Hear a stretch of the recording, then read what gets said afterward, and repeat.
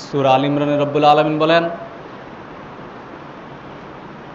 তোমরা হচ্ছে সর্বশ্রেষ্ঠ জাতি, তোমাদেরকে বের করা হয়েছে সমস্ত জাতি থেকে, তোমাদেরকে সর্বোৎকৃষ্ট জাতি হিসেবে তোমাদেরকে নির্বাচন করা হয়েছে, বাছাই করা হয়েছে। এই কারণে যে তোমরা মানুষকে সৎ কাজের আদেশ দিবে, অন্যায় কাজ থেকে বিরত রাখবে। সুবহানাল্লাহ, যে রব্বুল আলামিন আমাদেরকে সমস্ত জাতি থেকে, সমস্ত সৃষ্টি জগৎ থেকে আমাদেরকে, অর্থাৎ মানুষকে, মানুষের মধ্যে আবার মুসলিমদেরকে আল্লাহ রাব্বুল আলামিন সর্বশ্রেষ্ঠ হিসেবে ঘোষণা করেছেন। এটার একমাত্র কারণ আল্লাহ সুবহানাহু ওয়া তাআলা আয়াতেই বলছেন যে, কুনতুম খায়রা উম্মাতিন উখরিজাত লিন-নাস তা'মুরুনা বিল মারুফ ওয়া তানহাউনা আনিল মুনকার। তোমরা মানুষকে আল্লাহ রাব্বুল আলামিনের পথে সঠিক কথা বলবে, হক কথা বলবে, ভালো কাজের আদেশ দিবে, অন্যায় গর্হিত অসৎ কাজ থেকে মানুষকে বিরত রাখবে। এই কারণে তোমাদেরকে সর্বশ্রেষ্ঠ ঘোষণা করা হয়েছে। তো আমাদের উচিত আমরা যেন আল্লাহ সুবহানাহু ওয়া তাআলার ঘোষিত এই সর্বশ্রেষ্ঠ কথাটি যেন আমরা ধরে রাখতে পারি, সেই জন্য আমাদেরকেও সেই মতো কাজও করতে হবে, নিজেও সৎ কাজ করতে হবে এবং অপরকেও সৎ কাজের দিকে আহ্বান করতে হবে। আমি যদি নিজেই সৎ কাজ না করি, ভালো কাজ না করি, তাহলে অপরকে যদি বলি তাহলে সেটা কেমন হয়? আল্লাহ সুবহানাহু ওয়া তাআলা সূরা ফুসসিলাতের 33 নম্বর আয়াতে বলেন, ওমান আহসানু কাওলাম আল্লাহ সুবহানাহু ওয়া তাআলা বলছেন যে, ওমান আহসানু কাওলাম মিম্মান দাআ ইলাল্লাহ ওয়া আমিলা সলিহান ওয়া ক্বালা ইন্নানি মিনাল মুসলিমিন। আল্লাহ সুবহানাহু ওয়া তাআলা বলছেন যে, তার কথা হচ্ছে কার কথা উত্তম হতে পারে, যে নিজে নেক আমল করে, সৎ আমল করে এবং মানুষকেও সৎ কাজের দিকে ধাবিত করে এবং বলে নিশ্চয়ই আমি একজন মুসলিম। তো অপরকে বলার আগে নিজেকেও ভালো কাজটি করতে হবে, তারপরে অপরের কাছে এই কথাটা প্রচার করতে হবে। আল্লাহ সুবহানাহু ওয়া তাআলা আমাদেরকে এই পৃথিবীতে প্রেরণ করেছেন। আল্লাহ সুবহানাহু ওয়া তাআলা বলছেন, ওমা খালাকতুল জিন্না ওয়াল ইনসা ইল্লা লিয়াবুদুন। মানুষ এবং জিনকে আমি একমাত্র এই কারণে পাঠিয়েছি যে তারা শুধুমাত্র কেবলমাত্র আমারই ইবাদত করবে, দাসত্ব করবে। আমার ইবাদত করলে পরে কি হবে? আমি তাদেরকে সেই জাহান্নাম, যে জাহান্নাম হচ্ছে খুবই ভয়ঙ্কর, ওই জাহান্নামের আযাব থেকে তাদেরকে আমি বাঁচিয়ে দিব। আর যারা অসৎ কাজ করবে, পাপের কাজ করবে, তাদেরকে আল্লাহ সুবহানাহু ওয়া তাআলা বলছেন যে, নবী তাদেরকে আপনি জাহান্নামের সুসংবাদ শুনিয়ে দিন। আমরা সবাই জানি প্রত্যেক ভালো কাজের সুসংবাদ থাকে, যখন খারাপ কাজ থাকে সেই খারাপ কাজে থাকে দুঃসংবাদ। কিন্তু আল্লাহ সুবহানাহু ওয়া তাআলা এখানে বলছেন পবিত্র কোরআনে যে তাদেরকে আপনি জাহান্নামের সুসংবাদ শুনিয়ে দেন। আল্লাহ সুবহানাহু ওয়া তাআলা এখানে সুসংবাদ কেন বলছেন? অর্থাৎ আল্লাহ সুবহানাহু ওয়া তাআলা তাদেরকে তিরস্কার করে বলতেছেন। মনে করেন কোনো মানুষ যদি কোনো অপরাধ করে, তখন বলে যে বস যদি আসে তাহলে বুঝবি কি মজা। অথবা কোনো ছেলে যদি কোনো অপরাধ করে, তখন তার মা বলে থাকেন আজকে যদি তোর বাবা বাড়িতে আসে তাহলে বুঝবি কেমন মজা। তো তাকে তার বাবা আসলে কি করবে? মারবে। মারা তো মজা না, অর্থাৎ এটাকে তিরস্কার করে বলা হচ্ছে যে আজকে তোর মার, তোর উপর যে প্রহার করা হবে, তোকে যে পিটানো হবে, এই পিটানোটা খুবই আযাব হবে, যন্ত্রণাদায়ক হবে, তোর এই শাস্তিটা আজকে খুবই কঠোর হবে। এটাই আসলে বোঝানো হচ্ছে। ঠিক তদ্রুপ আল্লাহ সুবহানাহু ওয়া তাআলা এটাই বোঝাতে চাচ্ছেন যে তোমরা যদি এই পাপের কাজ না ছাড়ো, তাহলে তোমাদেরকে জাহান্নামে যে কত শাস্তি দেওয়া হবে, এটাকে তিরস্কার করে আল্লাহ সুবহানাহু ওয়া তাআলা বলতেছেন যে তাদেরকে আপনি যন্ত্রণাদায়ক শাস্তির সুসংবাদ শুনিয়ে দেন। তাহলে বুঝতে পারতেছেন যে জাহান্নামের শাস্তিটা কত ভয়ঙ্কর হবে। তো আমাদেরকে এই জাহান্নামের আযাব থেকে বাঁচতে হলে কয়েকটি আমল করতে হবে এবং কোনো অর্থাৎ কিছু এমন কাজ রয়েছে, পাপ রয়েছে, এগুলো থেকে আমাদেরকে বিরত থাকতে হবে। তাহলে ইনশাআল্লাহ আমরা জাহান্নাম থেকে বেঁচে থাকতে পারি। গত জুমাতে আমরা এই ব্যাপারে কথা বলেছি। আজকে ইনশাল্লাহ এই বিষয়ের অসমাপ্ত আলোচনা দিকে আগানোর চেষ্টা করব। এরপর যদি শেষ নয় ইনশাল্লাহ এর পরের জমা ইনশাল্লাহ বলার চেষ্টা করবো ইনশাআল্লাহ মা তৌফিক ইল্লা বিল্লাহ। আমরা যখন গত জুমায় বলছিলাম যে কবিরা গুনাহ করলে তাহলে আমাদেরকে জাহান্নামে যেতে হবে। আমরা যদি কাবিরা গুনাহ করি, আমাদের দেশীয় ভাষায় বলে থাকে কবিরা গুনাহ, না, কাবিরা গুনাহ যদি করে তাহলে আমাদেরকে যন্ত্রণাদায়ক শাস্তি ভোগ করতে হবে। এই কাবিরা গুনাহ আমরা জানি না। গত জুমায় আমরা অনেকগুলো বলেছি যে এই কাজগুলো করা হচ্ছে কাবিরা গুনাহ। কেউ যদি ইনসাল করে কিবলার দিকে যদি থুতু ফেলে, এটাও কিন্তু কাবিরা গুনাহ। ইনসাল করে অর্থাৎ আমাদের কেবলাকে যদি কেউ অপমান করে, ইনসাল করে যদি সে এইভাবে ওই দিকে থুতু ফেলে, এটাও কাবিরা গুনাহ, বরং কুফরি। আর প্রস্রাব পায়খানা তো দূরে থাক, কেবলার দিকে প্রস্রাব পায়খানা করা একেবারে হারাম, টোটালি হারাম। তবে যদি সামনে পর্দা থাকে, দেয়াল থাকে, প্রাচীর থাকে, সেটা হচ্ছে ভিন্ন কথা। এই কারণে আমরা অতিভক্তির কারণে আমাদের দেশে অনেকে দেখা যায় যে যদি পশ্চিম দিকে অর্থাৎ কেবলার দিকে পা দিয়ে শুয়ে তাহলে আমরা এটাকে অনেক অপরাধ মনে করি। হ্যাঁ, যদি সাধারণভাবে পা দেয় খোলামেলায় সেটা অপরাধ, কিন্তু যদি সামনে প্রাচীর থাকে, পর্দা থাকে, তাহলে কোনো সমস্যা না। সহিহ বুখারীর হাদিস, রাসূলুল্লাহ সাল্লাল্লাহু আলাইহি ওয়াসাল্লামের শ্যালক আব্দুল্লাহ ইবনে ওমর রাদিয়াল্লাহু তাআলা আনহু তিনি বলেন, আমি একবার রাসূলুল্লাহ সাল্লাল্লাহু আলাইহি ওয়াসাল্লামকে দেখলাম, তিনি উত্তর দিকে মুখ করে এবং দক্ষিণ দিকে পিঠ করে তিনি মলত্যাগ করতেছেন। তো তিনি বলছেন যে এটা ছিল একটা গর্ত। তার মানে বোঝায় গর্তের চতুর্দিকেই দেয়াল থাকে, দেয়াল থাকলে সমস্যা নেই। অর্থাৎ মদিনা থেকে দক্ষিণ দিকে হচ্ছে কেবলা, তাহলে বোঝা যায় রাসূলুল্লাহ সাল্লাল্লাহু আলাইহি ওয়াসাল্লাম কী করেছেন, প্রাচীর ঘেরা অর্থাৎ দেয়াল ছিল, অর্থাৎ এই যে গর্ত তো চতুর্দিকে কী থাকে, মাটির দেয়াল থাকে, সমস্যা নেই। আমাদের মাসালা জানা উচিত। এই কারণে বলছে হাদিসটা যে রাসূলুল্লাহ সাল্লাল্লাহু আলাইহি ওয়াসাল্লাম, এই হাদিস থেকে আমরা জানতে পারি যদি প্রাচীর থাকে তাহলে কোনো সমস্যা হবে না, কারণ রাসূলুল্লাহ সাল্লাল্লাহু আলাইহি ওয়াসাল্লাম নিজেই স্বয়ং করেছেন। কিন্তু যদি প্রাচীর না থাকে, খোলামেলা জায়গায়, সম্পূর্ণ হারাম।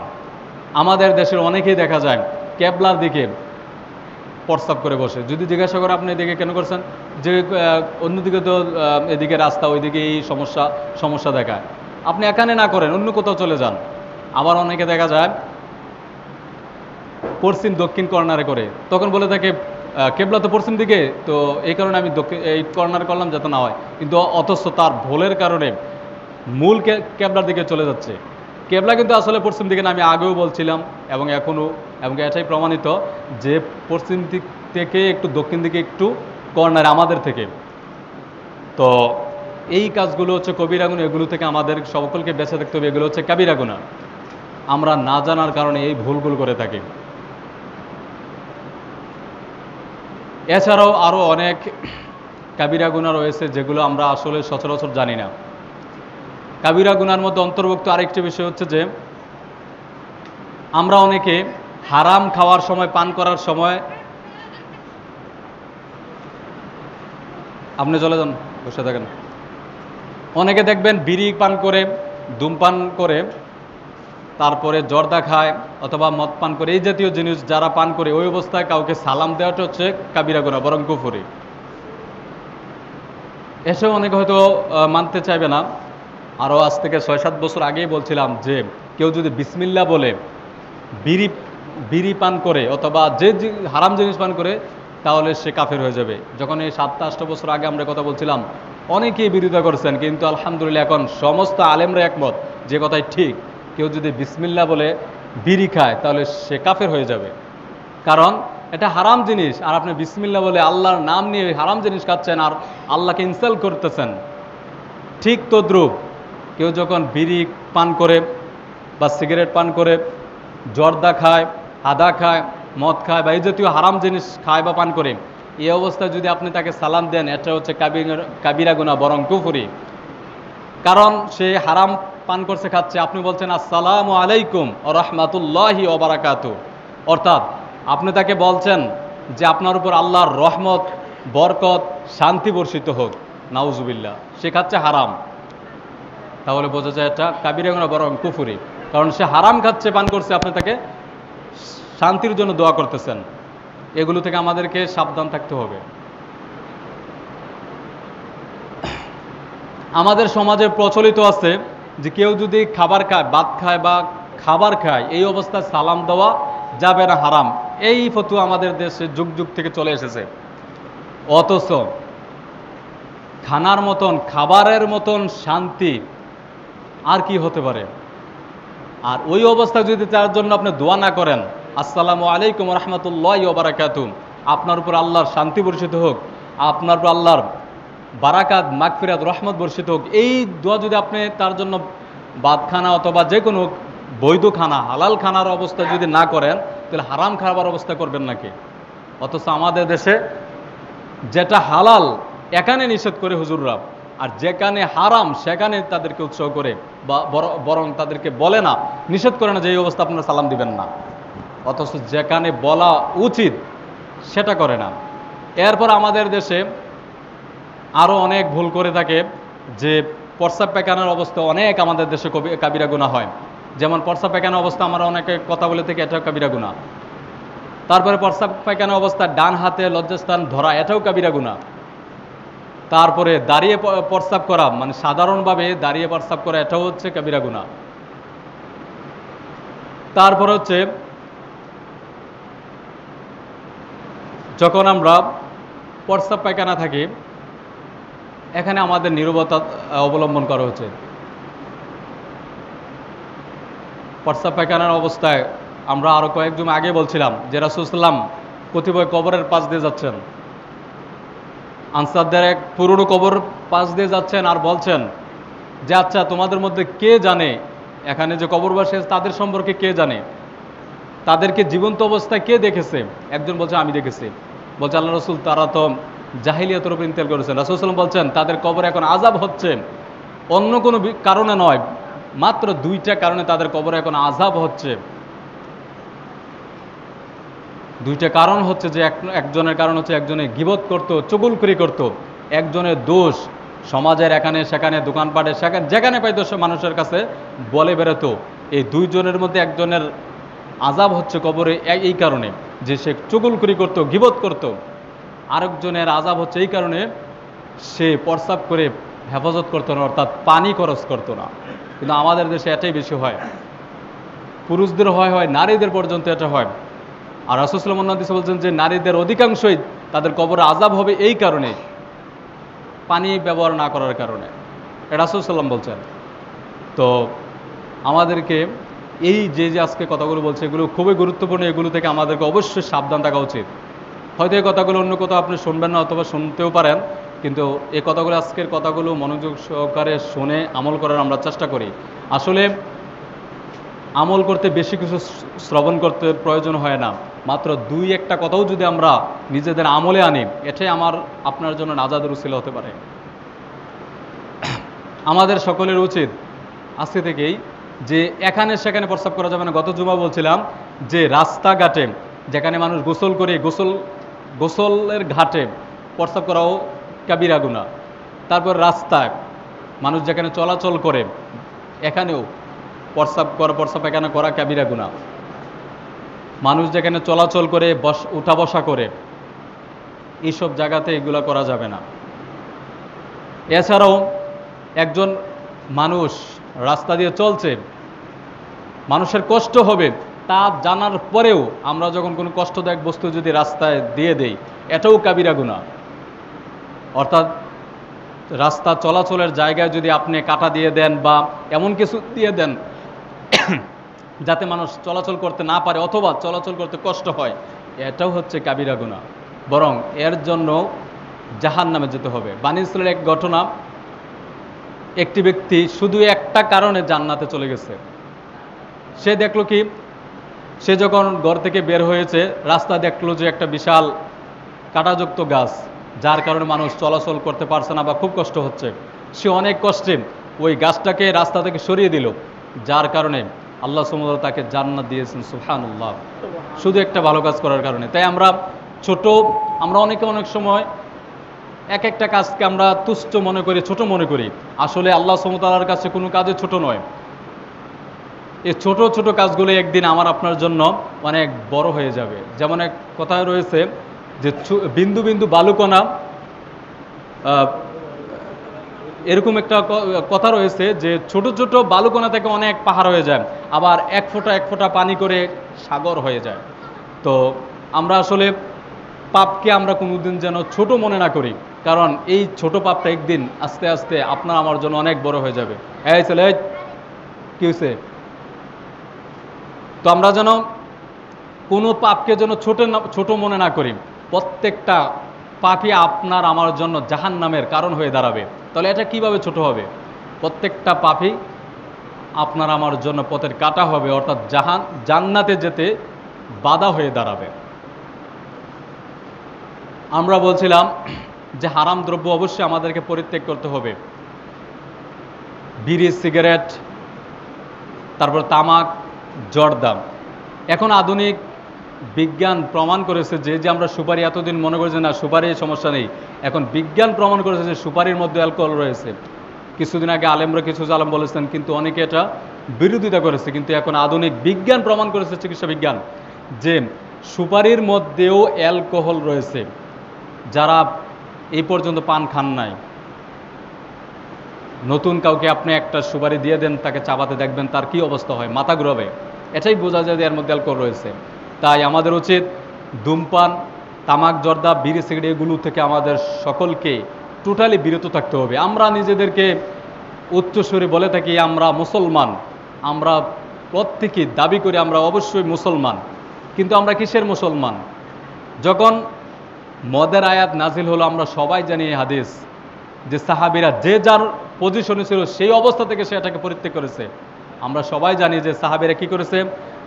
এমন অনেক সাহাবী সে গিলে ফেলেছে, নিজের আঙ্গুল মুখের মধ্যে প্রবেশ করিয়ে অত করে সে কি করেছে, ভূমি করে দিয়েছে। তারাই হচ্ছে সাহাবী, তারাই হচ্ছে মুসলমান। কিন্তু আমরা শুনতেছি, কোনো আমলে নেই না। আমরা কিসের মুসলমান?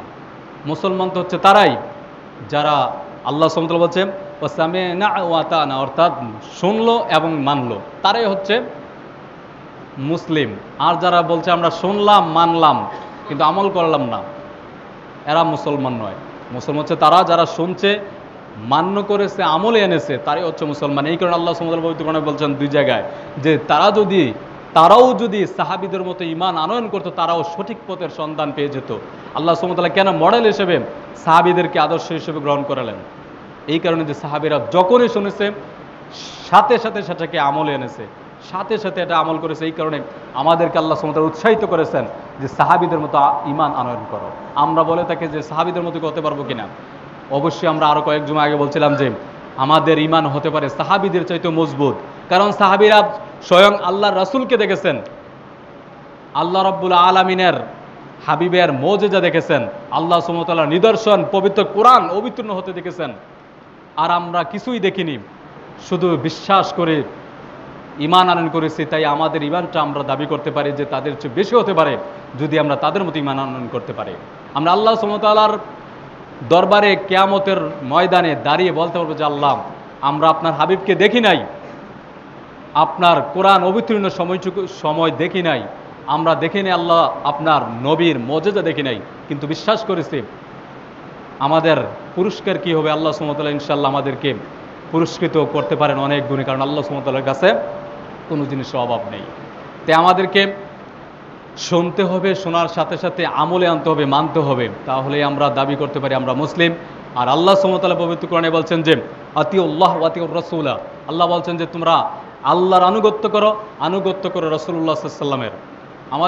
আমাদের দেশের এক শ্রেণী রয়েছে মাজার পূজারী, তারা বলে থাকে যারা আল্লাহকে ভালোবাসে তারা হচ্ছে কাফের, আর যারা নবীকে ভালোবাসে তারাই হচ্ছে ইমানদার জান্নাতি, নাউজুবিল্লাহ। তারা বলে থাকে যে আল্লাহ কেন, আগে নবীকে মানতে হবে। তারা দলিল দেয় যে কুলিন কুনতুম তুহিব্বুনাল্লাহ ফাত্তাবিউনি ইউহিব্বুকুমুল্লাহ, হে নবী আপনি বলে দেন তারা যদি আমি আল্লাহকে ভালোবাসতে চায় তাহলে নবী তোমাকে যেন ভালোবাসে। হ্যাঁ, নবীকে অবশ্যই ভালোবাসতে হবে, আল্লাহ সুবহানাহু ওয়া তাআলার বিধান মানতে হবে, নবীর আদর্শ মানতে হবে। এটাই হচ্ছে রাসূলের ভালোবাসা। আমি শুধু বললাম যে আমি নবীকে ভালোবাসি, নবীকে ভালোবাসি, কিন্তু আমি নামাজ পড়লাম না, রোজা রাখলাম না, কোনো ইবাদত করলাম না, আমি শিরিক করলাম, বিদআত করলাম, আমি কেমন নবীকে ভালোবাসলাম আর কেমনই বা আমি আল্লাহকে পেলাম বা আল্লাহকে ভালোবাসা হলো? আল্লাহ রাব্বুল আলামিনের বিধান মেনে নবী মুহাম্মদ রাসূলুল্লাহ সাল্লাল্লাহু আলাইহি ওয়াসাল্লামের সুন্নাহ তরিকায় চলে যে আমলটা করবে, এটাই হবে নবীর ভালোবাসা। আর নবীর ভালোবাসা মানে হচ্ছে আল্লাহ সুবহানাহু ওয়া তাআলাকে পেয়ে যাওয়া। আর যদি আমি বলি যে আমি নামাজ পড়ি না, আমি আল্লাহকে মানি না, আমি শুধু নবীকে ভালোবাসি ভালোবাসি ভালোবাসি স্লোগান দেই, আর যদি আমি মিষ্টি খাই, আমি যদি ঈদে মিলাদুন নবী আসলে যদি আমি মিষ্টি খাই আর গিয়াম গলা ফাটে, এটাই নবীর ভালোবাসা নয়। বরং নবীর ভালোবাসা হবে নবীর আদর্শ মতে চললে, এটাই হচ্ছে নবীর ভালোবাসা। আল্লাহ সুবহানাহু ওয়া তাআলা পবিত্র কোরআনে বলছেন সূরা আযব 21 নম্বর আয়াতে যে হে নবী, আমি আপনার মধ্যেই রেখেছি সমস্ত মানুষের জন্য উত্তম আদর্শ। তো নবীর আদর্শ, নবীর চরিত্র, নবী মুহাম্মদ রাসূলুল্লাহ সাল্লাল্লাহু আলাইহি ওয়াসাল্লাম কীভাবে চলতে বলেছেন করেছেন, সেই মতে চলা, সেই মতে আমল করে, এটাই হচ্ছে নবীর আদর্শ। তো আমাদের উচিত যেগুলো ইসলামে হারাম এগুলো থেকে অবশ্যই আমাদেরকে বিরত থাকতে হবে। আমরা অনেকে মনে করি যে না, বিড়ি মনে হয় জায়েজ রয়েছে। আমাদেরকে অনেকে বলে থাকে নবীর সময় কি বিড়ি আসলো নি, নবীর সময় বিড়ি যেহেতু আসলো না, এটা হারাম হতে পারে না, অথবা হারাম বিড়ি, এরকম কোনো হাদিস দেখান। তাহলে তাদের সপক্ষে বলতে হয় যে রাসূলের যুগে এমন অনেক কিছু নেই, কিন্তু এখন এটা রয়েছে। এটার আপনি মাসালা কীভাবে দিবেন? কারণ ইসলাম আমাদের জন্য সূত্র রেখেছেন। আপনি যত বড় বিএসসি হয়ে থাকেন না কেন, আপনি যদি অঙ্ক করাতে থাকেন আর যদি আপনি সূত্র না জানা থাকে, তাহলে আপনি কোনো অঙ্কই করতে পারবেন না। কারণ সূত্র জানা থাকতে হবে, তাহলে সেই সূত্র মোতাবেক আপনি অঙ্ক করাতে পারবেন, বিএসসি হতে পারবেন, বা আপনি গাণিতিক হতে পারবেন। কিন্তু যদি আপনি সূত্রই না জানা থাকে, তাহলে আপনি কীভাবে অঙ্ক করাবেন? ঠিক তদ্রূপ ইসলামের প্রত্যেকটা বিষয়ের জন্য ইসলাম আমাদেরকে সূত্র দিয়ে গেছেন। যেমন এক হাদিসে রাসূল সাল্লাল্লাহু আলাইহি ওয়াসাল্লাম বলছেন আকুওয়াতুর রামি, অর্থাৎ নিক্ষেপ হচ্ছে শক্তি। তো রাসূল সাল্লাল্লাহু এখানে বলছেন নিক্ষিপ্ত বস্তুটা হচ্ছে শক্তি, বুখারীর হাদিস। তো এখন রাসূলের যুগে নিক্ষিপ্ত বস্তু ছিল কি? তীর, বল্লম, এই জাতীয় বিষয়। তো এখন যদি আপনি মনে করেন মুসলমান আর কাফের যুদ্ধ হলো, তো মুসলমানরা গিয়ে গেল, যেহেতু রাসূলের যুগে ছিল তীর আর বল্লম, তারা গেল তীর আর বল্লম নিয়ে। আর এখন আধুনিক বিজ্ঞান এত উন্নত, তারা অনেক শস্ত্র নিয়ে, আধুনিক অস্ত্র নিয়ে এসেছে। তো তারাও পাল্টা আক্রমণ করছে, আপনি করতেছেন। আপনি যখন তীর বল্লম ছুটবেন, এর আগে আপনি কিন্তু শেষ, কারণ তাদের এই প্রযুক্তির কাছে। এই কারণে যেই যুগে যেই জিনিসটা নিক্ষিপ্ত হবে, এটাই হচ্ছে হাদিসের অংশ যে আকুওয়াতুর রামি, অর্থাৎ নিক্ষিপ্ত বিষয় হচ্ছে শক্তি। অর্থাৎ কি? অর্থাৎ রাসূলের যুগে ছিল তীর বল্লম, এখন গুলি এসেছে, তারপরে অনেক ধরনের কত রকেট, কত ধরনের যে প্রযুক্তি, এই সবগুলো হচ্ছে হাদিসের অংশ। ঠিক তদ্রূপ যে একটা সূত্রের সাথে আপনি কি করতে হবে? ইসলামী সবগুলো মিলাতে হবে। যেমন রাসূলুল্লাহ সাল্লাল্লাহু আলাইহি ওয়াসাল্লাম বলছেন মা আসকারা কাসীরাউ ফাকালিলাউ, যে জিনিস অল্প খেলে নেশা আসে, অথবা অন্যত্র যে জিনিস বেশি খেলে নেশা আসে, তার কম খাওয়া হারাম। তো যারা বলছে বিড়ি খেলে নেশা আসে না, যারা বিড়ি পান করে না, তাদেরকে আপনি একসাথে 2-3 প্যাকেট ধরায় দেন, অথবা 2-3টা ধরায় দেন, দেখবেন তার নেশা দূরের কথা, সে বেহুশ হয়ে যেতে পারে। আবার এমনও রয়েছে যারা বিড়ি পান করে না বা পছন্দ করে না, তারা যদি 10 ফিট দূরেও যদি কেউ বিড়ি ধরায়, সিগারেট ধরায়, তখন সে বুঝতে পারে যে এখানে বিড়ি ধরে রয়েছে এবং তার মাথা ব্যথা করে। তাহলে বোঝা যায় এর মধ্যে অবশ্যই নেশা রয়েছে। শুধু তাই নয়, রাসূলুল্লাহ সাল্লাল্লাহু আলাইহি ওয়াসাল্লাম বলছেন 2টা সবজি, বুখারী মুসলিমের হাদিস, যে 2টা কাঁচা সবজি খেয়ে তোমাদের কেউ মসজিদের দূরের কথা মসজিদের কাছেও যেন না আসে, নামাজ পড়বে দূরের কথা মসজিদের কাছে যেন না আসে, নামাজের ধারে কাছেও যেন না আসে। সবজি 2টা কিন্তু হালাল, রসুন এবং পেঁয়াজ। রাসূল সাল্লাম বলছেন যে কাঁচা রসুন পেঁয়াজ খেয়ে কেউ নামাজ পড়তে পারবে না, কে মসজিদের ধারে কাছে আসতে পারবে না, নামাজের ধারে কাছে আসতে পারবে না। সহিহ বুখারী মুসলিমের হাদিস। কিন্তু রাসূল সাল্লাল্লাহু আলাইহি ওয়াসাল্লাম অন্য হাদিস বলছেন যে সে যেন রান্না করে খায়, অর্থাৎ কাঁচা অবস্থাটা এত দুর্গন্ধ। রাসূল সাল্লাম বলছেন যে তোমাদের ভাই ফেরেশতারা কষ্ট পায়। কাঁচা রসুন পেঁয়াজ এটা হালাল জিনিস, কিন্তু নামাজ অবস্থায় নিষেধ। অন্য অবস্থা আপনি খেতে পারেন, কিন্তু নামাজ অবস্থায় নিষেধ, কারণ ফেরেশতারা কষ্ট পায়। সহিহ মুসলিমের হাদিসে রয়েছে হযরত ওমর ফারুক রাদিয়াল্লাহু আমলে তিনি একদিন খুতবা দিচ্ছিলেন, ঠিক এই অবস্থায় একজন মসজিদে ঢুকলে কাঁচা রসুন পেয়েছে। তিনি যখন গন্ধ পেলেন তখন তিনি তার প্রশাসনিক অর্থাৎ পুলিশ বাহিনী বা তিনি যেহেতু রাষ্ট্রপ্রধান, তিনি নির্দেশ দিলেন যে এই উম্মুককে কবরস্থানে নিয়ে দিয়ে আসো। একবারে ধরে নিয়ে কবরস্থানে বসাইছে। তো বুঝতে পারতেছেন যে কাঁচা রসুন পেয়েছে হালাল জিনিস, কিন্তু নামাজ অবস্থা এটা হারাম, অর্থাৎ আসতে পারবে না। রাসূলের নিষেধ মানেই হারাম। তো রসুন এবং পেঁয়াজের চাইতে আরও হাজারো বেশি দুর্গন্ধ হচ্ছে যে বিড়ি সিগারেটের। যারা এটা পছন্দ করে না, যারা পান করেন, তারা যখন নামাজে দাঁড়ান পরে বলে যে হুজুর উম্মুকে যে দাঁড়িয়েছে মনে হচ্ছে যে নামাজ ছেড়ে চলে যায়। তো আপনি বুঝতে পারতেছেন রাসূল বলছেন যে তোমার ভাই ফেরেশতা কষ্ট পায়, ফেরেশতা তো কষ্ট পায়, আবার মুসল্লি ভাইও কষ্ট পেল, এবং সে বলতেছে কি আমার মনে হয় যে নামাজটা ছেড়ে দিয়ে চলে যায়। তাইলে বুঝতে পারছেন এটা কত হারাম। শুধু তাই নয়, এই ব্যাপারে আমাদের বইও রয়েছে, দেখে নিতে পারেন, যে ব্যাপারে অসংখ্য হাদিস এবং কোরআনের রেফারেন্স দিয়ে আমরা এটা প্রমাণ করে দিয়েছি যে এটা অবশ্যই হারাম। যারা বিড়ি সিগারেট পান করবে তাদের ইবাদত তো হবেই না। আল্লাহ রাসূলুল্লাহ সাল্লাল্লাহু আলাইহি ওয়াসাল্লাম অন্য হাদিসে বলছেন যে যারা হারাম বস্তু পান করবে তাদের 40 দিনের কোনো ইবাদত কবুল হবে না। অন্য হাদিসে রাসূল সাল্লাল্লাহু আলাইহি ওয়াসাল্লাম বলছেন যারা এই বিড়ি সিগারেট সহ অর্থাৎ হারাম বস্তু পান করবে বা খাবে তাদেরকে আল্লাহ সুবহানাহু ওয়া তাআলা জিনাতুল খাবাল অর্থাৎ জাহান্নামে এমন একটা খাদ্য তাদেরকে দেওয়া হবে। জানেন এই খাদ্যটা কি? এটা হচ্ছে জাহান্নামীদের রক্ত পুজ মিশ্রিত গরম পানি। রাসূলুল্লাহ সাল্লাল্লাহু আলাইহি ওয়াসাল্লাম অন্য হাদিসে বলছেন জাহান্নামীরা অর্থাৎ এরা এই হারামখোরেরা যখন জাহান্নামে যাবে তারা তখন জাহান্নামের উত্তাপে তখন তারা পানি পানি করে চিৎকার করবে। তখন আল্লাহ রাব্বুল আলামিন কি করবেন? তাদেরকে এক গ্লাস পানি দিবেন। সেই পানিটা হবে রক্ত গলিত পুজ এবং যত কাঁটাযুক্ত, অন্য দেশে জাক্কুম ফলের কাঁটা সহ এই শরবতের মধ্যে থাকবে। এবং যখন তাকে পান করানোর জন্য দেওয়া হবে সে পান করতে চাইবে না, কিন্তু এদিকে তার এত অবস্থা হবে, তৃষ্ণার্ত হবে, সে পান করার জন্য উদ্গ্রীব হবে। যখন সে পান করতে নিবে, নেওয়ার আগেই, মুখের কাছে নেওয়ার আগেই তার নিচের ঠোঁট রাসূল বলছেন যে নাভি পর্যন্ত নেমে আসবে। বুঝতেই পারতেছেন সেই করুণ কি অবস্থা হবে। যারা এই হারামখোর অর্থাৎ নেশাদার দ্রব্য পান করবে তাদেরকে এই অমৃত অর্থাৎ এই জাহান্নামী খাবার দেওয়া হবে, এই রক্তপুজ সেই অমৃত দেওয়া হবে। আবার এটা মনে করবেন এটাও ইনসাল করে বলা হয়েছে অমৃত। তো যাই হোক, এই হারাম বস্তু থেকে আমাদেরকে অবশ্যই বেঁচে থাকতে হবে, তাহলে আমরা ইনশাল্লাহ জাহান্নামের আযাব থেকে বেঁচে থাকতে পারবো ইনশাল্লাহ। জাহান্নাম থেকে বাঁচতে হলে আমাদেরকে আর কি করতে হবে? ইনশাল্লাহ ধারাবাহিকভাবে চলবে। এছাড়াও আমাদেরকে সুদ ঘুষ সহ যত প্রকার রয়েছে এই সকল হারাম কাজ থেকে আমাদেরকে বিরত থাকতে হবে। পরের সম্পদ আত্মসাৎ থেকে আমাদেরকে বেঁচে থাকতে হবে। এবং আমাদের সমাজে এই জিনিসটা বেশি হয়, যদি কারো পাশাপাশি জমি থাকে তখন কি করে থাকে আমরা নিজের জমিটাকে বাড়ানোর জন্য লাইল বা আইল যেটাকে বলে থাকি, এটাকে কেটে কস কাটার কথা বলে আমরা এটাকে নিজের জমিকে বাড়ানোর চেষ্টা করি। এরাও কিন্তু চিরস্থায়ী জাহান্নামী, তারা জাহান্নামে যাবে। রাসূলুল্লাহ সাল্লাল্লাহু আলাইহি ওয়াসাল্লাম হাদিসে বলছেন যে যারা এই জমি আত্মসাৎকারী তাদেরকে কি করা হবে?